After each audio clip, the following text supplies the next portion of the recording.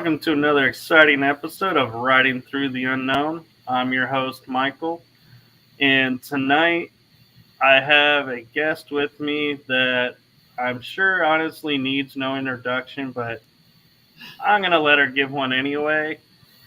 And it is my distinct honor, my pleasure, and my blessing to introduce you all to Jenny Lee the Seer. Hey, how are you? I'm good. How are you? I'm doing well. It's a little cold here in Minnesota, but we're getting through the winter. Hopefully spring is around the corner. That'd be nice. Well, at least you guys are consistent. Here we'll have warm days, then it'll go cold, and then it'll go back to warm, then it'll go cold again for the winter. So at least you guys have a consistent season.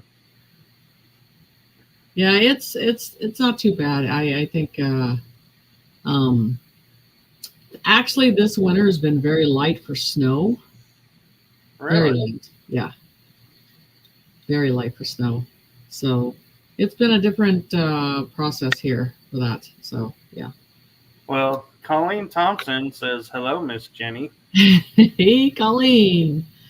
It's And good to see her. Amy Benson says, "Hi, Jenny." Wow, you got a lot of fans popping in. Well, I shared the link, so we'll see. We'll see what it brings tonight, right? So I would like, if you could, for those who, maybe new to esoterics and everything, could you give a little background of who you are and what you do for the audience? Yeah. So I believe and I feel I was my soul was sent here into a physical vessel when I was very, very young to to do a job here for the light, and I still hold a lot of the memory of that energy. And so when I started developing young, they always told me to follow their voice, follow their light, follow their lead to things. And I've always been, I would say, a difficult child of being very direct on the path that I wanted to stay on. I wasn't changing my mind for man's rules and ethics. It stayed on a consistent path. So I started seeing at a very young age, and I just trusted and rolled out with it. And then as I got older, seeing through energy, seeing through people, seeing other beings of spirits, I just stayed consistent. But like I try to tell people, I don't know what it's like to be alone, because I don't know what that feeling feels like, because I've always had that presence around me from a young child and had these phenomenal situations at a young age. So it's funny how people say, you're given a choice. I'm like, I don't feel like I was given a choice. I feel like they're like, this is it. This is your path. And you may try to go a different direction, but we're going to move you right back to where you're supposed to be on your path. So I was seeing light beings. I saw Yeshua at a very young age, and interacted with that. And so I would say my road had a lot of stones and swords in the way of going against the program, but I stayed on my path. And it seems to me that I believe everybody has to go through a certain path. And it's not that you've made mistakes on the way. It's just those were obstacles that you were supposed to learn from to get over. And then you have the lesson to look back and reflect on where you are and what you overcame in this process. So I had just been kind of not picking a category, spirituality, mediumship, or the commercial side of these platforms or anything. I just said, you know what, I'm just going to do it my way, and I'm not going to claim one side or the other. I'm just going to stay on the path that they put in front of me. And that's what I teach too, to take their own path and listen to their own instinct and follow their own truth. And they don't have to match up with everybody's stuff. They just got to choose it and the instinct of within that inner voice. So I just started at a young age seeing visuals and speaking and seeing death come and saying when they're going to die, or how I see spirits, or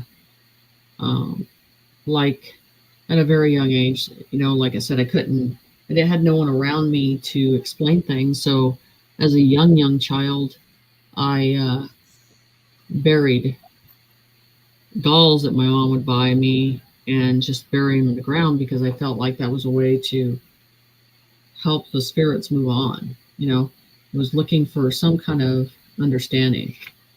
And then I moved on from that process, and I'd say stubbornness really resided in me, in a truth of saying no in such a stronger way. And then at that age, I really was compelled to be around animals more than I was humans. My communication was, the comfort was being around animals. So I have that animal communication perspective that I see and communicate with daily. So that's always something that I need around me constantly, is animals. I think that's more my comfort. Then evolving and changing, but always listening to that instinct and speaking the words. But I wasn't taught by anybody. No spiritual teachers, nothing like that. I was just put in those lessons with spirit. Not until I got into my early 20s that I started I'm sorry.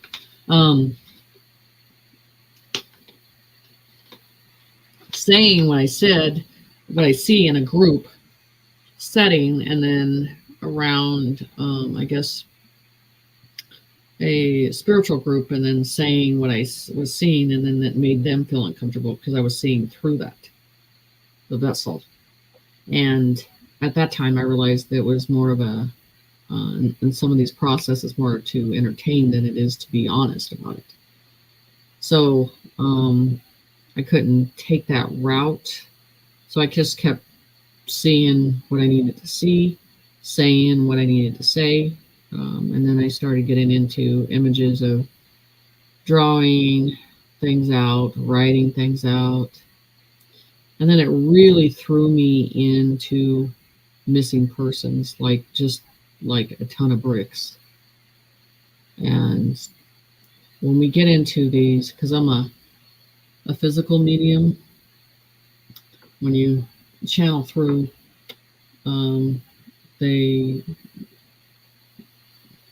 your accent changes, your whole body language changes. You become that vessel, and they translate language different sometimes. So I started getting into cases and translating their information that the client understood that I didn't know the language.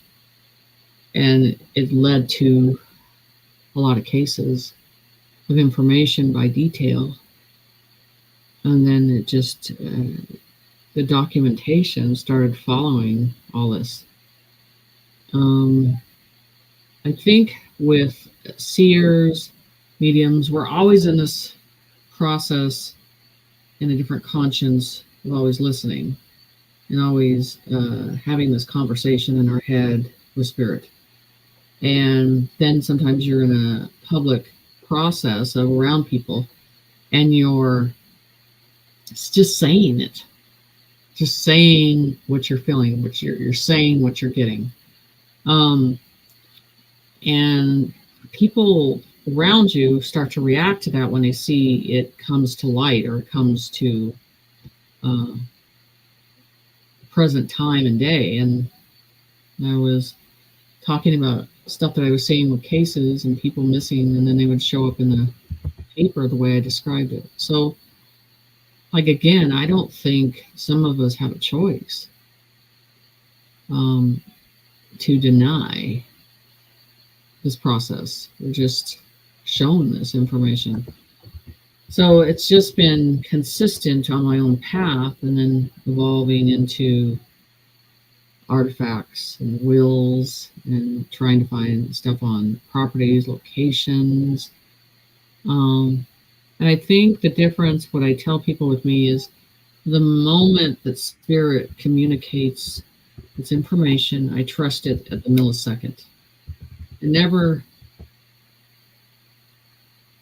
processed doubt into what they were saying. And I think that's why it comes in faster, because I don't analyze it. I just completely move it into truth, and I move it into what they want me to communicate. And they know that. They know that clearly.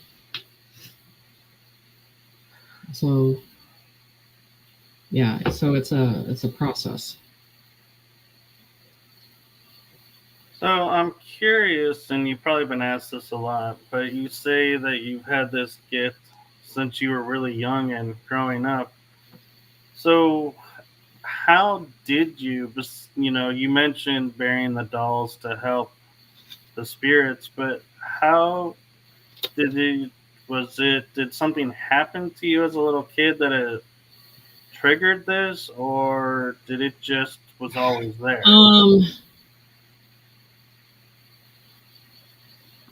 So because I saw spirit, and I sound the vibration of spirit before I was even born, like in my mom's stomach, and I can hear her vibration. And in that instant of being in my mom's stomach, there was something that resided with me that it was like, what am I doing here? Like, I had an awakening, knowing that I was a spirit coming from another place and being somewhere that I was like not quite happy. So it's a different awareness. But then when I was 5 years old, I was in a hospital.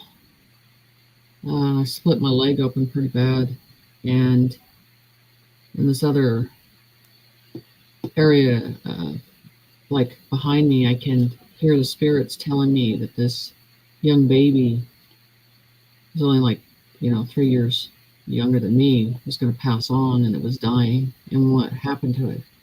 So it started young. So then it just started a complete communication on a constant basis of information. So it's like always listening, always taking in the information, and not. The spirit always says you learn a lot by listening, and then it just never stopped. And then I just rolled out with all the information and wanted to seek it out and wanted to discover it. So that's how it started.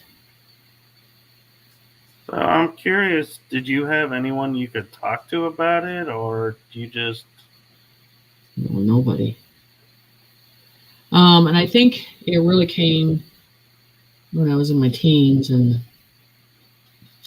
my grandmother's husband, my grandpa passed away and she remarried, and I had this knowing, and I would just say things in a pure way, and it was just, I looked at him, and he sat down in my grandpa's chair, and I just said to him, if you sit in that chair, you're gonna die in it.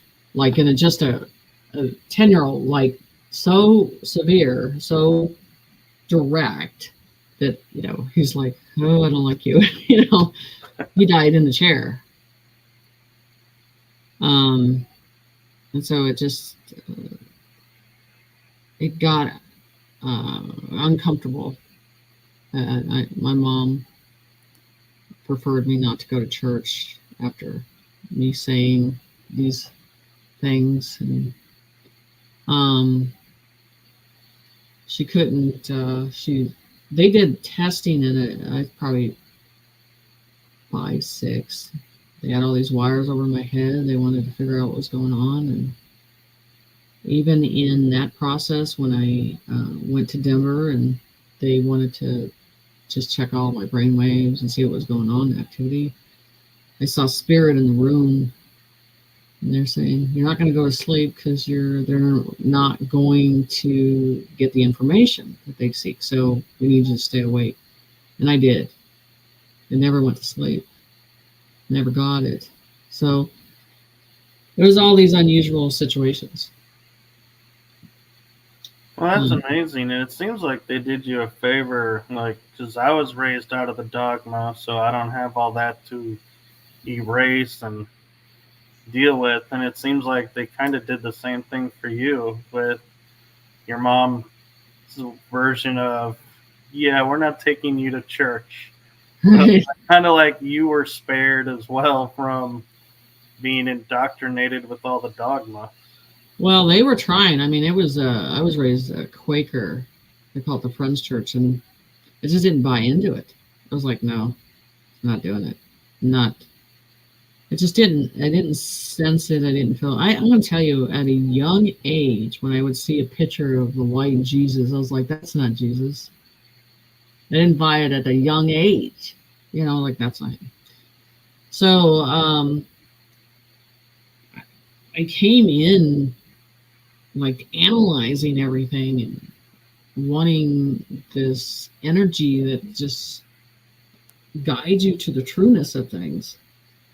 And then your mind wants to figure it out. So I'm still on that path of, sometimes I'm very subtle and quiet, but I'm thinking, processing, and analyzing and seeing.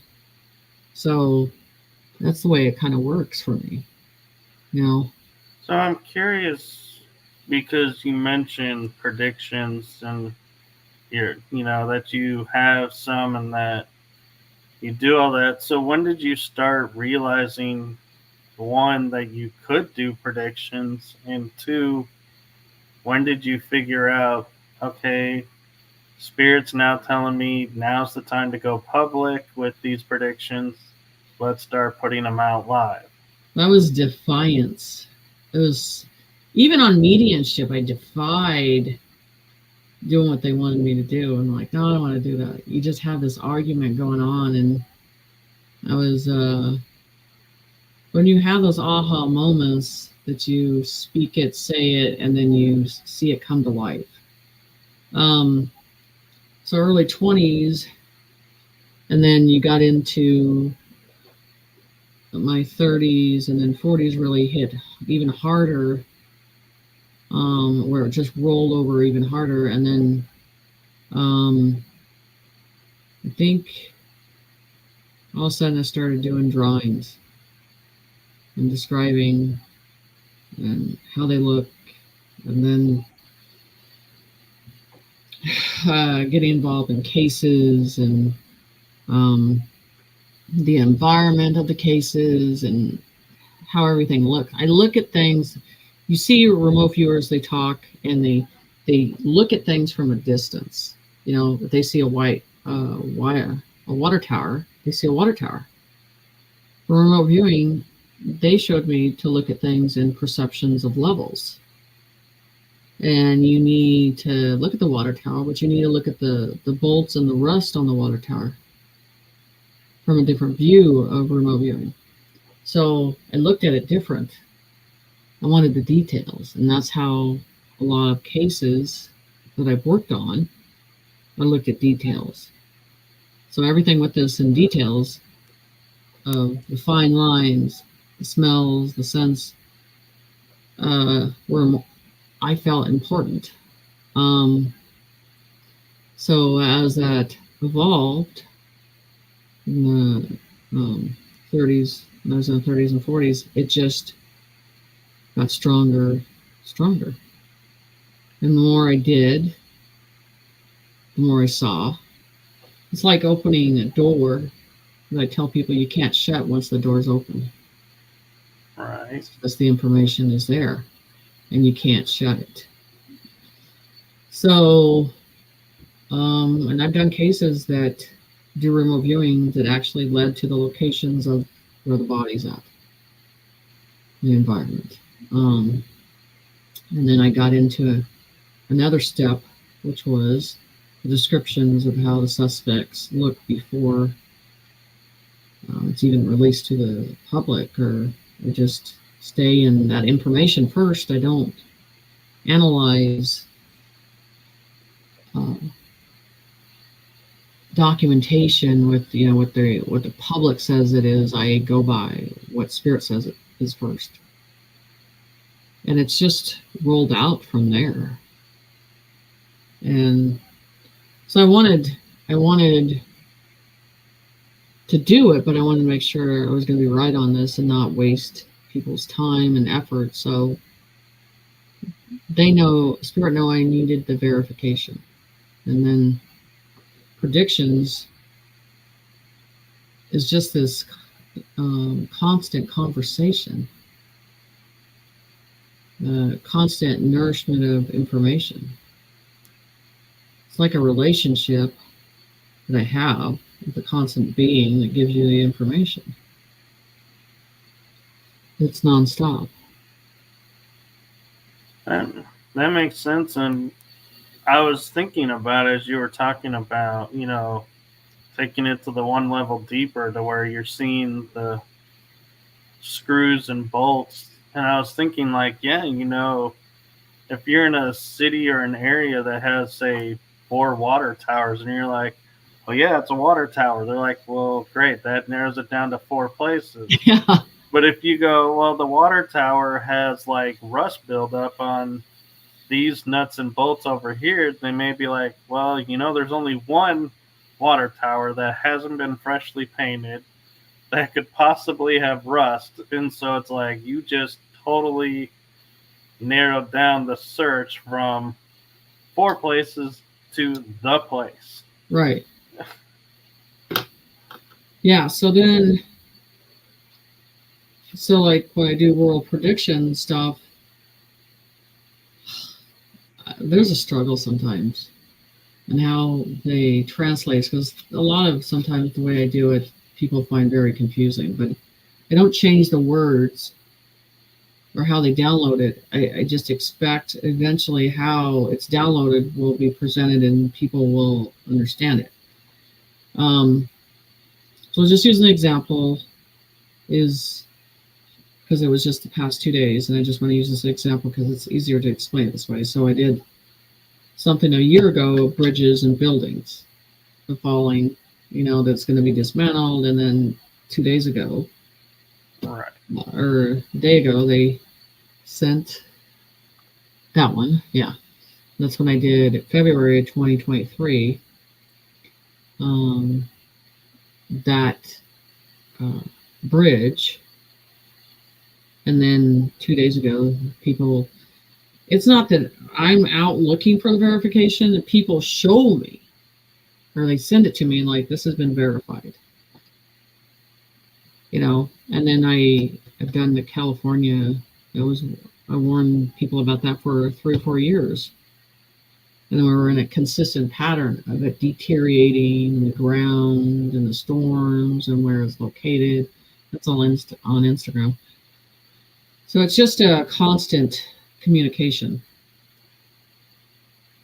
Right. And so I find it interesting too that, and looking at what your prediction is, especially with this one saying, focus on all city bridges and buildings, because there's talks about now people are saying, well, yes, the bridge was hit and stuff happened there, but there's something else going on here on another scale. And so it's like you were seeing that. And so it's like you were telling people, yeah, you can look at the the details behind why they're doing it. Like the bridges are part of the plan to dismantle, to bring it down, and also isolate an area so they can't go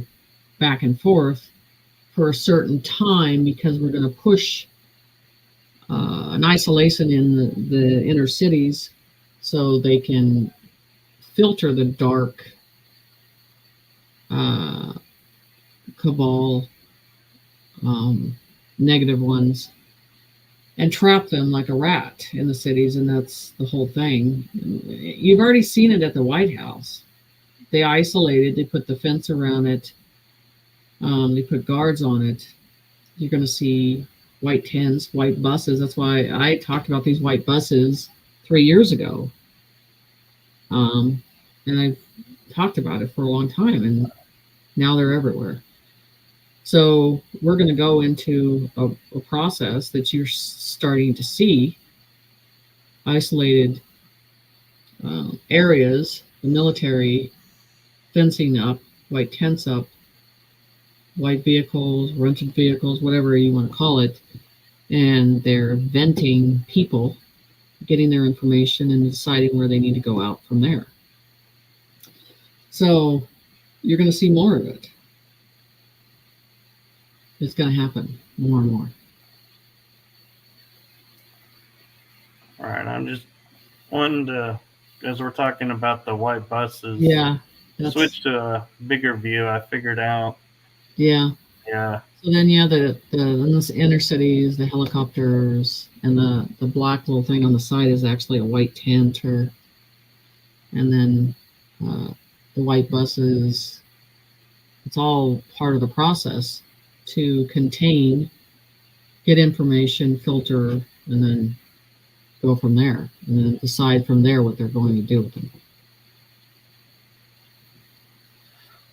So how do you, once you have these, like, say, predictions or solving these cases, so to speak, by remote viewing and locating the body or the person if they're alive, if that happens, how do you go about letting go of it? The instant I do remote viewing, I do not tie any of my left brain or emotion, my own personal attachment to it. The instant that I do remote viewing, I'm never attached to it. And if you are attached to it, that emotion side's going to start to come in, and then you're going to make mistakes. You're going to make mistakes. So I do not tie emotion to it. I don't put my personal opinion on the left side at all. I keep it only what is coming in and what are the details that need to be seen. Right. And so I want to take a moment right now, because in full transparency, I had one thing I asked you if we could talk about, and I feel like now would probably be a good time to address this with everyone that's watching, and that is, what is Nasara Jasara? To my mind, to spirit, one side is the guidelines and the abundance of money that's coming in, and how it's going to come in levels, and how it's going to be revealed. And then you have the other side that has to do with the whole world that is connected all together in regions, and how those are going to attach in regions and fund each other in a fairness, like a council that's restarting, restimulating. And it has to start to give money to stimulate a new economy. You have to get people to spend it. You're going to have to see that happening. So you got people looking at this whole thing that they think it's just a day, 24 hours, and it's a checklist what needs to be done. And when you're getting close to the money being funded, it has to do with those guidelines coming out, which is the treasury notes. They have to present it to the public what they can do and what they can't. People, and people think it's just something. It's not an app, that you push a button and it's going to be there. It has to do with taking a financial new process, doing it for the people, and then doing it worldwide and connecting those different languages and having agreement of trust and funding and telling everybody that there's going to be a fairness. That's not an easy process. And so once that green light, I think everybody's going to get paid at the same time. I really do. I believe they're all going to be standing at that green light and getting funded at the same time. That alone, when that happens, creates an energy upon Earth that rises, and a burden is gone. So you have two sides of it that are, and that's a lot to do, and it's so when people say, how's this going to go down? What's next? And the whole thing is, what I'm waiting for, part of this is the IRS, the old regime, to identify that this is programs that are not going to be in the new system, and that it's part of the old regime. So the dismantling part to witness is an important process for our conscience to accept that. Then understanding, like I say, what's behind this. There's nothing you can look back on. There's nothing, because it's not there anymore. There's no money in there anymore. You have to go across the Golden Bridge. We have to take that chance to put these, I call 4 regions, 4 angels together, and have them work as a society. And this is the hardest part, is the ones that you've seen that have controlled people's money. You have to push them back and tell them you are going to be limited in this, and you are not the front runner, in which I'm talking about the banks. And now the people can connect with the quantum system, and they can make the decision on what is best for them. That's going to be a hard process for humanity to accept, that no one is trying to browbeat them into what they have to sign, or they have to sign off on, or what they have, the contract. That's coming to an end. It's coming to an end. So for the future, I'm looking for the guidelines, the notes for the Treasury Department to announce and present how we can spend, not overindulging, knowing that to get to a new system, you have to be on a fairness level. Once that is presented, and then you see the dismantling, like the IRS, that it's completely gone, then you know what's coming. And then the debt. When you have something that's completely dismantled, it's not coming back. It just shuts down. It's done. The old debt's paid off. Once that's paid off, you're dealing with the elders on that process too. Once that gold is presented to us, that everything's about 100% gold, and that's where we talk about the banks. They had to have a certain percentage. I think it was 30% that they had to have to be at these certain levels. And they couldn't use us as their certificate. They couldn't use our physical body as their bond anymore.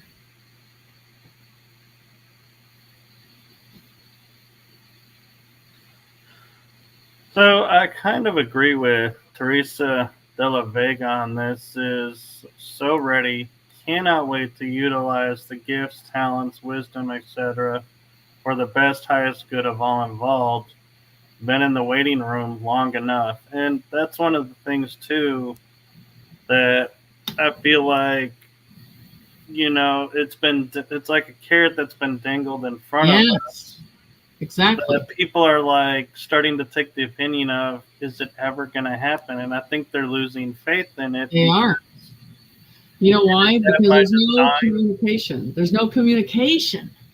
But to get this done, if they exposed everything, they would never be able to get it done. And that's why I say, and Alex Collier would tell you, I say, that I've said it, I believe that the military is not going to tell anybody. I've said it 100 times. And once you know what's really going on is you're going to have 4 of those service generals on a podium and telling you what we're going into. You got 24 hours to get your ass home. You're going on lockdown. They don't have to explain it. They just got to tell you where you need to be. And if you're on the streets and we're doing in lockdown, that's what's going to happen. This whole process that you see that they want to lock down for 3 days has to do nothing with an eclipse. Nothing to do with that. It has to do with doing what they've already started. That they're already doing. It's not when it started. It's already started. To go into neighborhoods, to pick out the ones they had to pick out, arrest the ones they got to arrest. They have it all. They literally do. And so we're looking at a level that what they want to show us. And that's the frustration. Because they can't show us everything. It's set in a way that you have to dig deep. You have to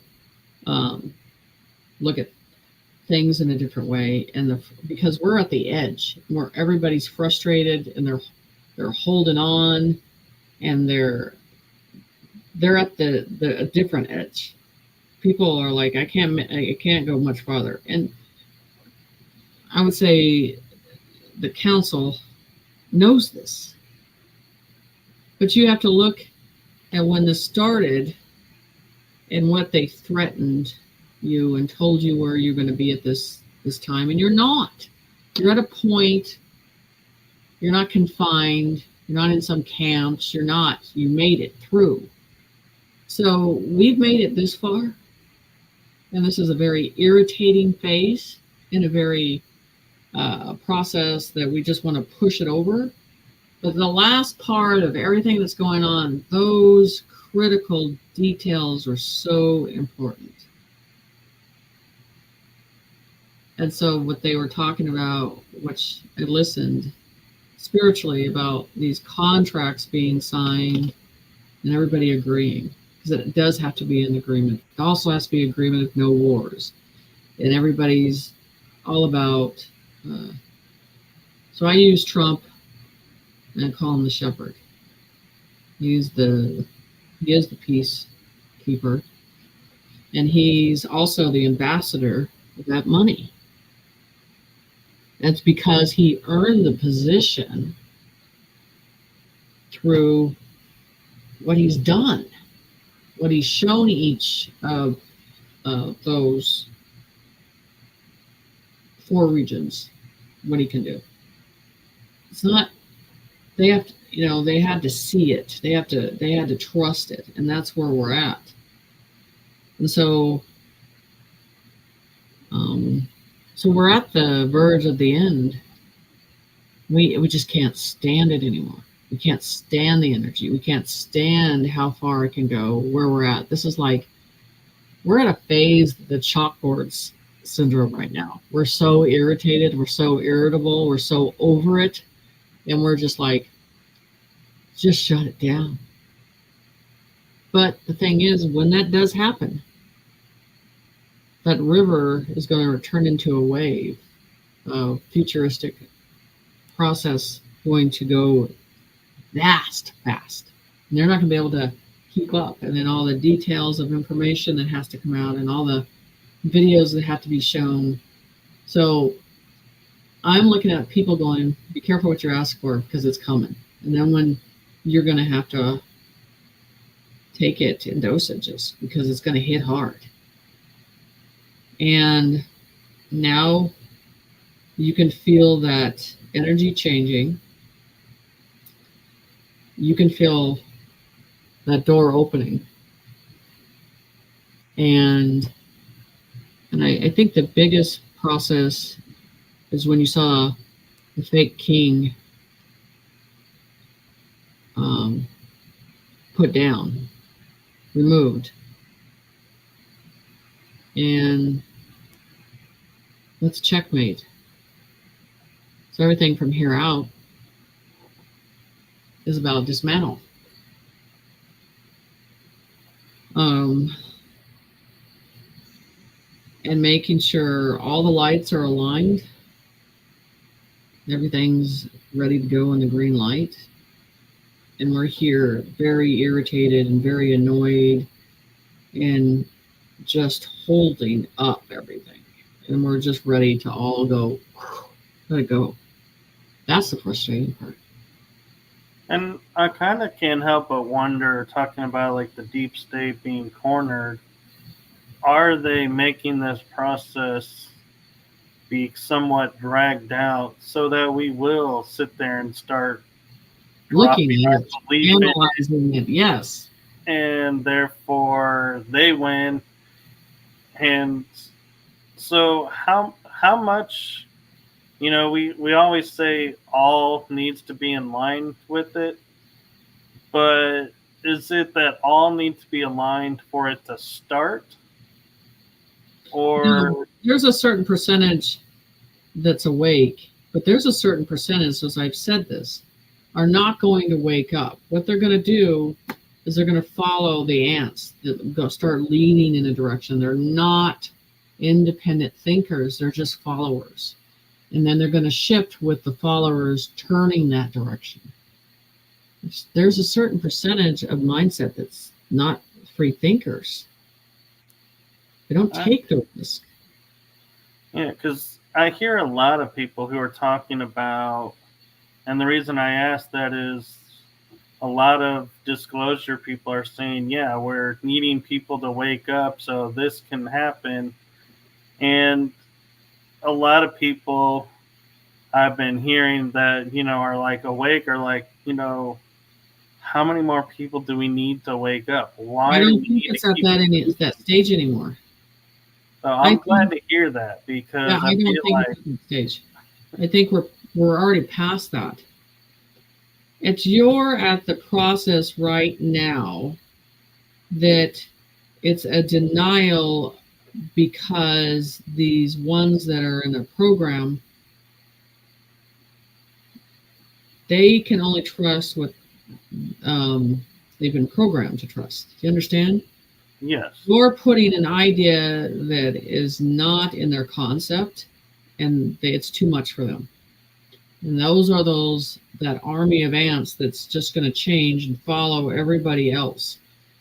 There is not awakening. And I feel like I've talked to Spirit about this. Where are those going to end up? And I did a picture of showing 5D and 3D going two different ways. We're going to separate because you already feel it happening.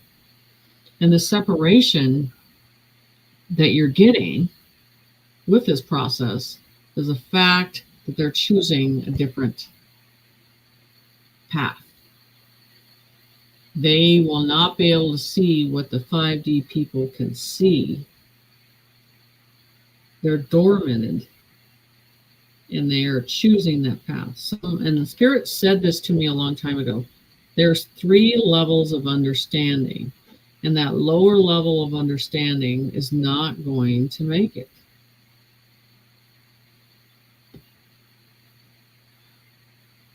So, and there's comfort in that because that helps a lot of us who have, like you're saying, been in this so long, feel a little bit of comfort of knowing it all hasn't been for naught. That we Right. don't need to constantly be waiting. That what we were waiting for has already passed.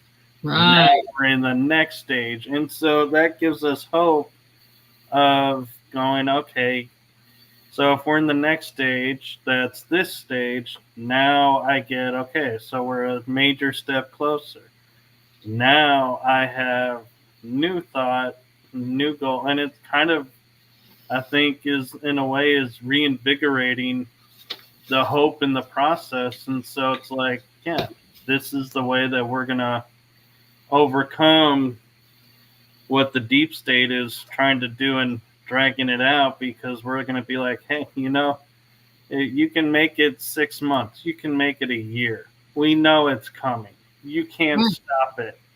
And it's like, you mentioned Trump, and his big catch line for the longest time was, there's a storm coming and you can't stop it.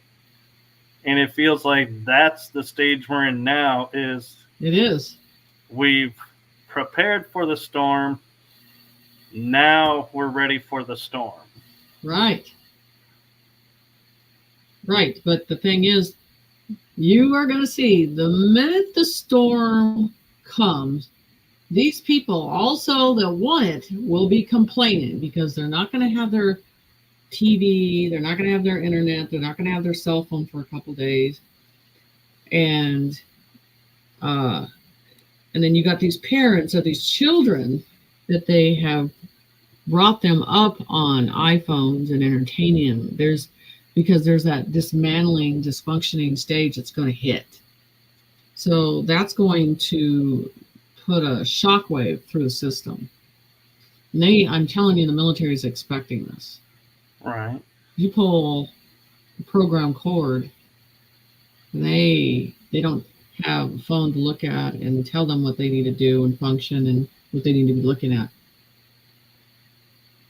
I feel like, though, the white hats have kind of figured that out, and that's why we're starting to see, like, I had the feeling that Hollywood and a lot of those networks have been infiltrated because they're starting to show shows and movies that are like, wait, this is not your normal. Wait, where did this come from? Like, and one example I know from my personal viewpoint is, the movie Dune coming back out, parts 1 and 2. Well, Dune was a huge spiritual movie back in the 70s when it came out, or the 80s. I forget which decade it came out in, but nobody really saw the deeper meaning in it. And it's one of those movies that when you go back and look at, you're like, whoa, there is so much disclosure in this movie, and we were being paved. And I feel like, yes, people complain about Hollywood remaking movies, but I feel like this is one of those that's like putting in front of people's faces going, look, we're doing this. This is where we're at. This is where we're heading to. Right. So everybody's seen it, so that, so like you're saying, when the phones go down and everything, people are going to be like, oh, this is what they were talking about in that movie. And maybe not be so lost. And, Oh, no, I just got a feeling. And I think if you push the normies aside and you push that liberal program mind aside, if you didn't have them into play, you would see this in a very clear view. The stress of it would be easier. How everything needs to be implemented would be easier. You've got to push that aside because, well, that's what the military's preparing for, is those reactions of how they have to handle them and how they have to deal with them, because society has programmed them to react and not think. Right. And one thing I'm kind of curious to get clarity on is, like you were saying, in the 3 days when, it may be a lockdown, that people need to be homes or need to be where they're at for this to happen. If you're not where you're supposed to be, then that's what the military's for, direct you. This is where you need to go as soon as possible, and you need to get there as fast as. That's why the military is going to have to be there, because you have to understand, people are going to go back to what they know. They're thinking, okay, things are going to be shut down, and we're going to be able to go through cities and ravage through them. That's not going to happen this time. They're not going to play around. You're going to see some military force handle those people in a different way. So they're about to see what our military can really do on dealing with situations, and they've been trained into. So it's one of those things. Go ahead and try it. You're not going to get away with it, and you're going to see it. Once they start to see the chain effect of that not happening, they're gonna shut down. Like, I'm gonna tell you, like you've seen these 4 prisoners in Russia and how they killed all those people. And what I've heard, that how their interrogation is completely different from what ours is. They're severe, but people's knows Russia's not going to take any crap in any way, in any form. We don't have those type of situations, but I'm using that as an extreme example. And we're going to hit a range that makes them understand this is the structure that's going to happen. There is no choice here. There is no freaking out. We will isolate you, we'll contain you, and we're not going to... They're not going to utilize their time wasted on someone that's freaking out. They know what to handle them, they know where to put them, and they know where to ship them off. Right. Not going to happen. Okay. I was more thinking along the lines of, because I'll say I was in another state traveling, couldn't get back, so I'm not going to miss my opportunity around getting this, because I wasn't where I think they're going to tell you have 24 hours to be somewhere. If you're not somewhere, we will find somewhere for you. Okay. It is not going to make a leeway for all these people that are traveling. If you're stuck in an airport, and that's what it's going to have, they are going to be towering down for 3 days. I'm just telling you, they're going to give you a certain amount of time to get where you need to get. Okay. And Divine Illumination 333 has a question for you along these lines. And they're saying, would it be correct to say that we're on a higher timeline for the fog/love wave? I'm just getting into jumping timelines. Right. Also, do you feel we will now bypass the QFS payout and go to a no money reality? No, we are going to go to, because Spirit kept saying you have to see the fruits for which your ancestors have given on their backs. We have to see the fruits, okay? And so that's to a certain pyramid of time that we are going to be in. And then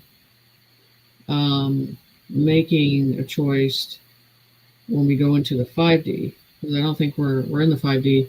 Some of us can reach that in a very easy process.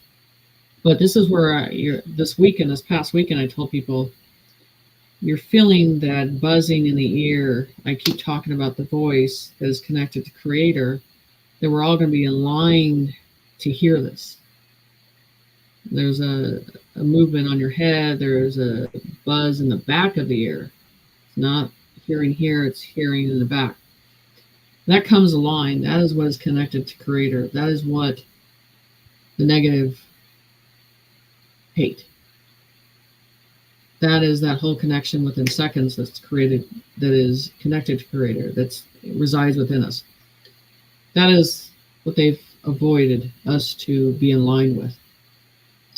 That frequency, that vibration, that tone is aligning. And I'm going to use the 144 as an example. They're already there. They're already aligned. They're already tuned. And these people that are awakened, the ones that have done their spiritual work, they're listening. They're listening to the silence. They're feeling the buzz. My head's going off right now. Like, yep. It's coming in, and it's, you learn a lot by listening in a different way. And you zone out the chatter, and you're hearing that buzz of the vibration, and the Schumann resonance are reacting to that. Spirit told me that there are going to be days that this is going to put you in bed, and you're like, I'm not getting up. No way, because it's coming in. And when you're open spiritually, your chakras are open, it's going to guide through you, move through you, and we're getting back to where we came from, which is that crystal diamond, I call. We're going to this crystallization of inside. All those chakras are aligning, and that crystal part of us is coming. And I'm talking about the ones that have done work. They are not pushing this away. They're writing it out. They're moving it in. They're interpreting the information. They're aligning with it. And that is what something that Trump has told you. You have no idea. It's coming. They're aligning. They're going back to their memory. And when it comes, and like I said, there's like 20 reflections of us, 20 particles of us of the memory. When that comes in, it's a big deal. So when that process comes, these spiritual masters, very humble, they're in it. They're listening. They're in the frequency. They're in that and these people, the ones that have had the inner voice, that knows that something inside them is alive, and they have to find their truth. They're all scattered among this world, holding the podium, and they are specifically presented on this earth in that area for this moment. And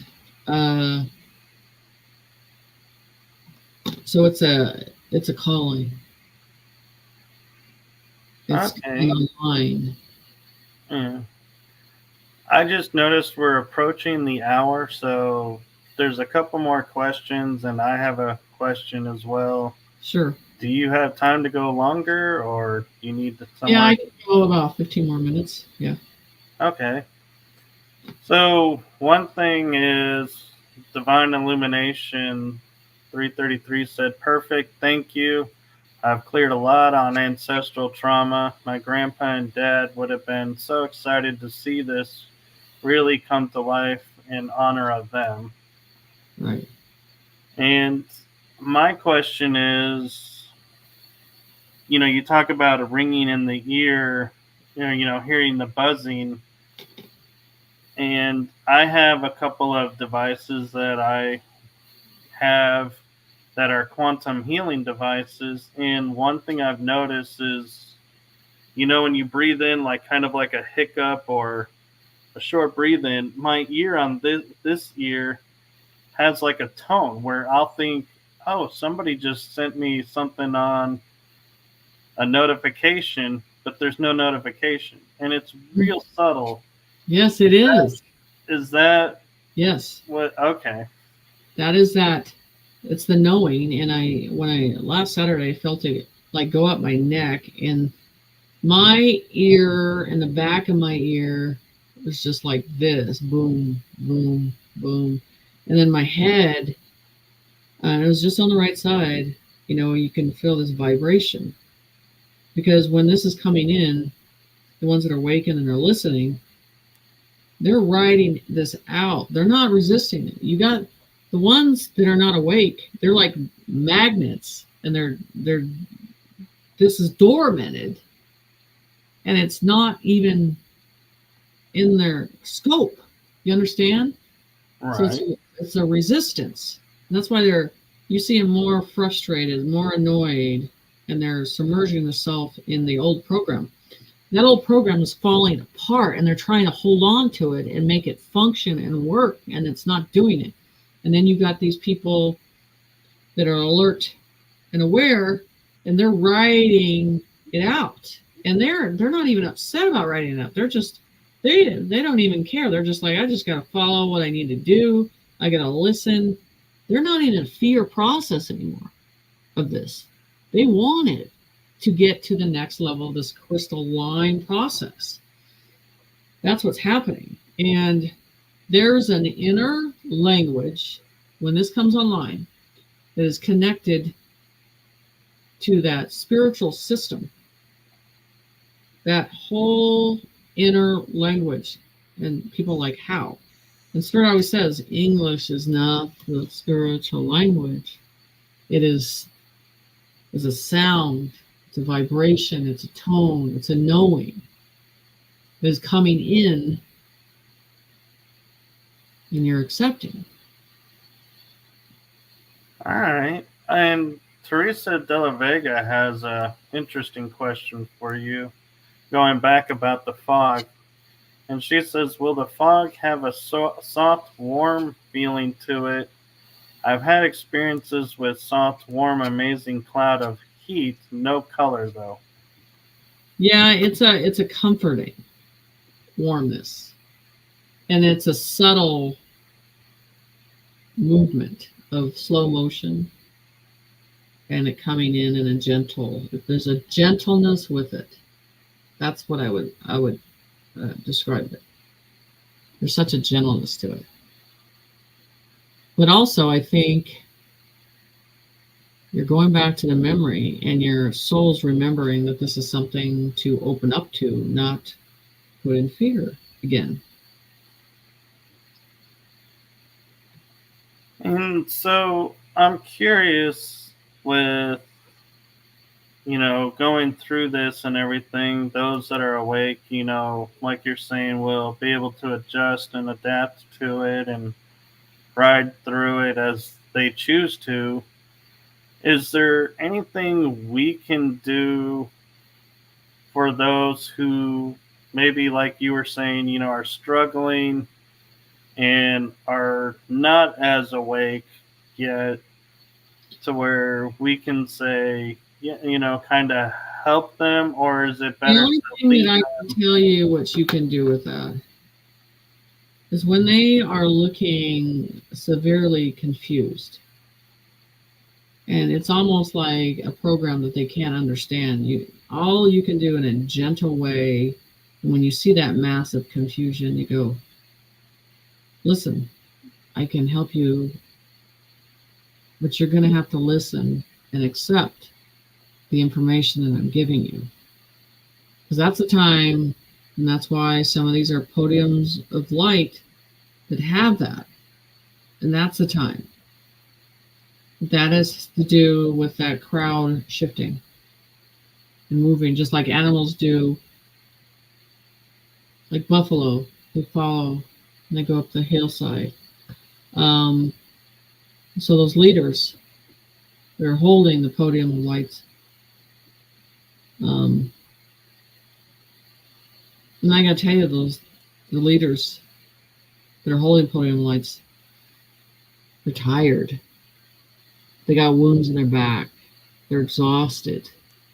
But they are going to see this through.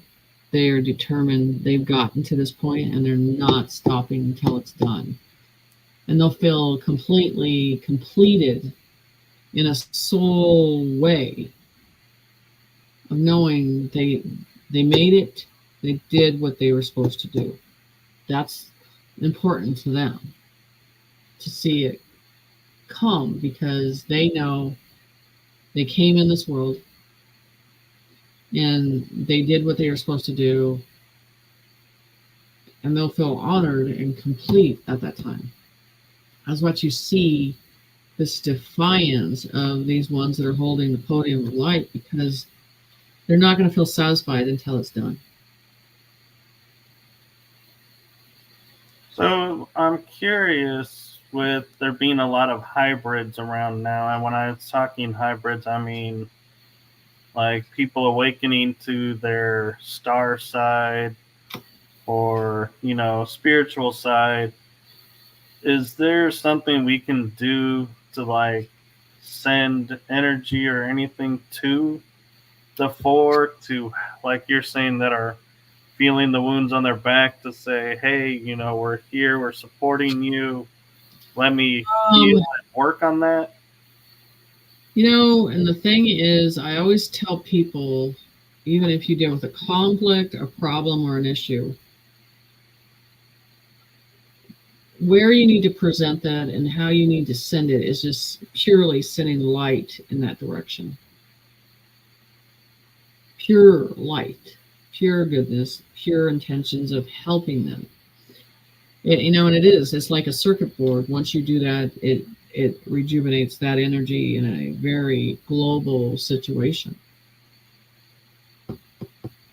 That's good to know, because I know everybody will have their own viewpoint, and so it's nice to have a kind of guide to say, yes, this is in alignment of what is beneficial, versus someone who may be like the wolf in sheep's clothing, trying to sneak in and say, oh, you got to do this, and then people start doing that, and everyone's like, wait a minute, why is this now faltering? Right. Exactly. So where can people find you? Because we're getting close to those 15 minutes, and I want to respect your time. Well, mainly my website, which is www.jennyssight.net. And then you can also find me on Instagram. So those are two. And my webpage has all the information on there. And then I have a YouTube that mainly most of my website will lead you to the YouTube. So everything is connected there. And then I would say just read the documentation, read the information when you're on the site. So that's the best way to get in contact with me.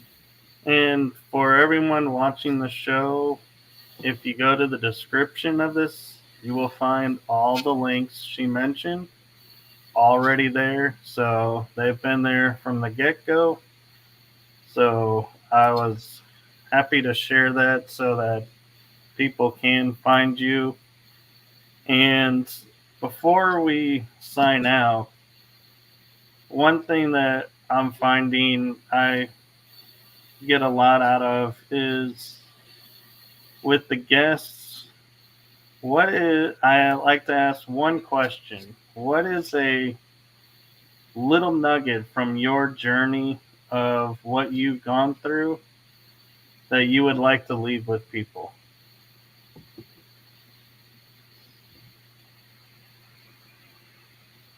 Spirit has your back.